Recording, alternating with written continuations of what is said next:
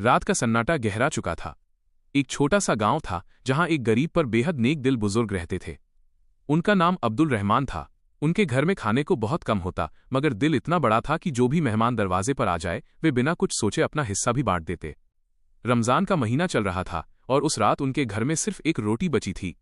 रोजा खोलते समय उन्होंने आसमान की तरफ देखा और कहा, ऐ अल्लाह, तू जानता है कि मेरे पास कुछ भी नहीं, लेकिन मैं तेरे फैसले पर राजी हूं।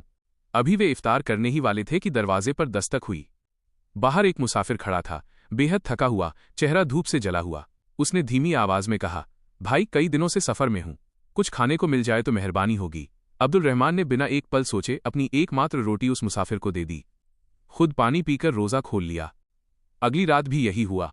इस बार एक यतीम बच्चा भूख से कांपता हुआ उनके दरवाजे पर था। अब्दुल रहमान ने घर में बचा आखिरी खजूर उस बच्चे को दे दिया। तीसरी रात एक विधवा जरूरतमंद आई और उनके पास जो थोड़ा बहुत था वो भी उन्होंने खुशी खुशी दे दिया।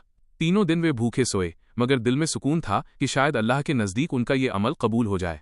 चौथे दिन फजर की नमाज के बाद जब वे मस्जिद से लौटे तो उन्होंने देखा कि उनके छोटे से घर के बाहर लोग जमा हैं। सामने अनाज के बोरे, खजूर की टोकरी, कपड़े और खाने पीने का ढेर सारा सामान रखा हुआ था। गांव के लोग हैरान थे कि ये सब किसने भेजा। तभी मस्जिद के इमाम आए और मुस्कुराकर बोले, रहमान भाई, पिछले 3 दिनों में जिन 3 लोगों की आपने मदद की वे असल में अल्लाह की तरफ से आपकी परीक्षा थे। अल्लाह ने फरिश्तों के जरिए आपकी दिलदारी का जवाब भेजा है। अब्दुल रहमान की आंखों से आंसू बह निकले।